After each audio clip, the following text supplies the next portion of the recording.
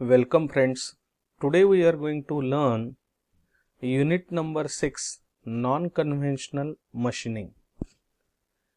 Under this unit we are going to discuss introduction, classification, significance of unconventional machining, electro discharge machining, electrochemical machining, ultrasonic machining, abrasive water jet machining.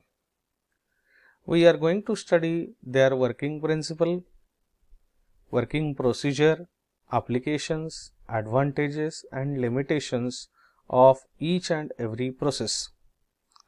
This unconventional machining is sometimes also called as non-conventional machining also.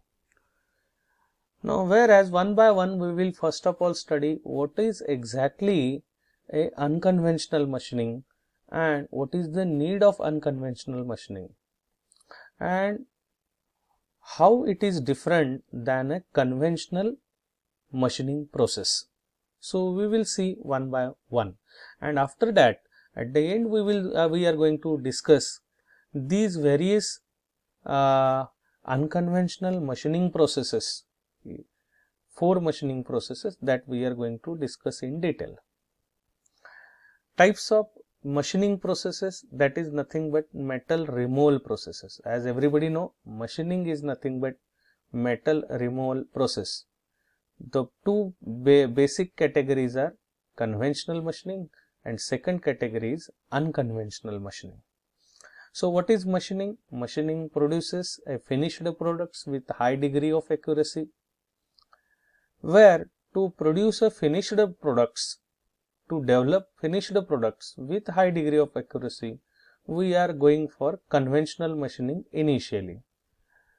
And what happen exactly in conventional machining? We are using cutting tool as a media. This cutting tool will cut the material and we are getting the desired shape and size of component. But provided that this cutting tool must be harder than the workpiece material, where there must be a contact between cutting tool and the workpiece, and there must be a relative motion between cutting tool and workpiece. So under conventional machining, your cutting tool and the workpiece are in contact with each other and they have relative motion between each other. So here this everything is absent in unconventional machining, or sometimes this unconventional machining is called non-traditional machining. The biggest benefit is to modern manufacturing industries, which there is a need always in all the modern industries for higher productivity, accuracy, surface quality, where it 2 or more machining actions. One can call it as a hybrid machining processes also. So there is a need and requirement of such a modern tools and modern machining processes, where it is brought with the help of unconventional machining. So here unconventional machining is nothing but what? It is a group of process that remove excess material by various technique involving mechanical energy, thermal energy, electrical energy or chemical energy, or sometimes combination of all these energies, but they do not use any sharp cutting tool for machining operation as like in a conventional sense. So what kind of energies are used in unconventional machining? Mechanical energy process, electrochemical machining process, thermal energy process and chemical machining process. So keep in mind, very important sentence they have given. Try to understand, in conventional machining there is interaction between cutting tool and the workpiece and metal removal takes place, whereas in unconventional machining there is a removal of material takes place but without any contact between cutting tool, without any interaction between cutting tool and the workpiece. So what is the need exactly? Why we need this unconventional processes, unconventional machining process? So there is a need to the machine always newly developed metals and non-metals, and there is a requirement of any new kind of machineries where we have metals and non-metals with special properties, and those special properties are very difficult to achieve in the metallic or non-metallic workpieces by conventional machining process. So that's why there is a need of a unconventional machining process where we can bring a special properties in metal and non-metals. Second need is generally we need unusual or complex part geometries which cannot be developed by conventional machining.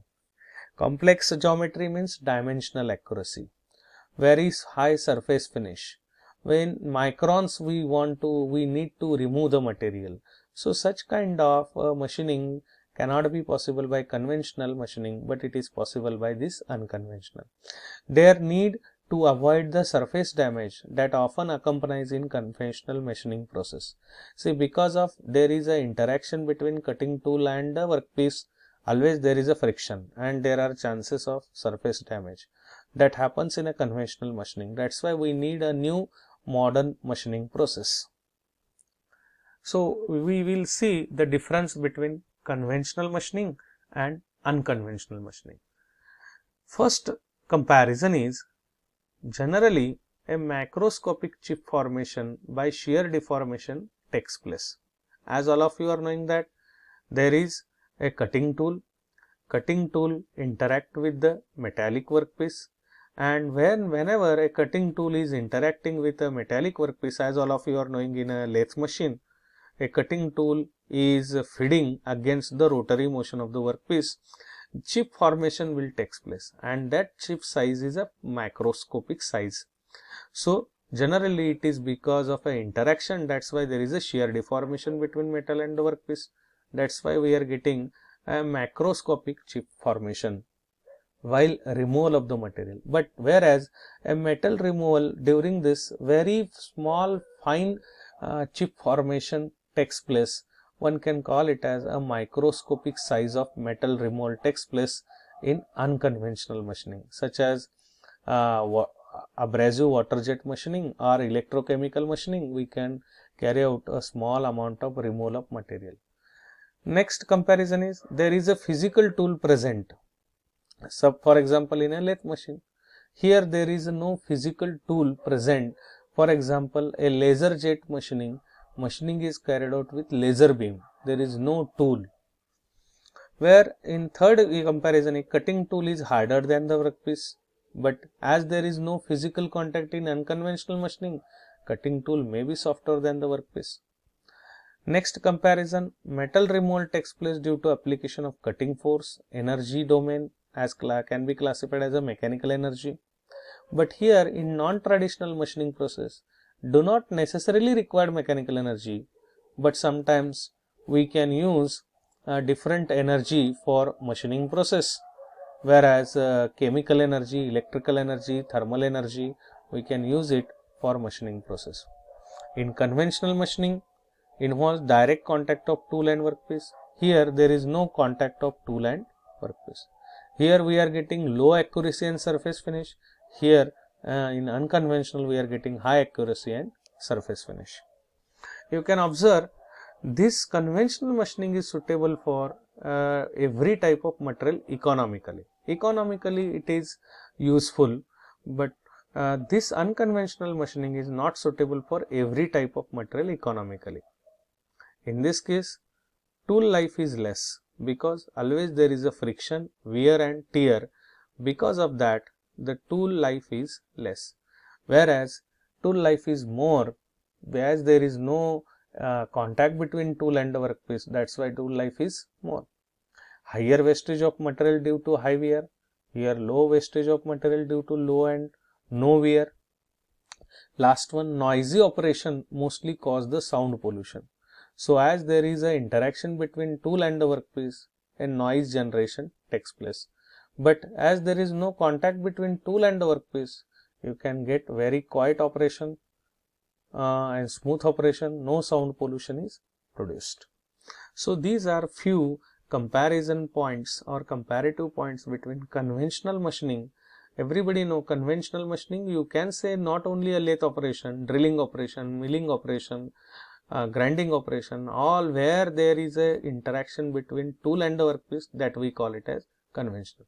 But where there is no interaction between tool and the workpiece, which are called a non-traditional machining or unconventional machining.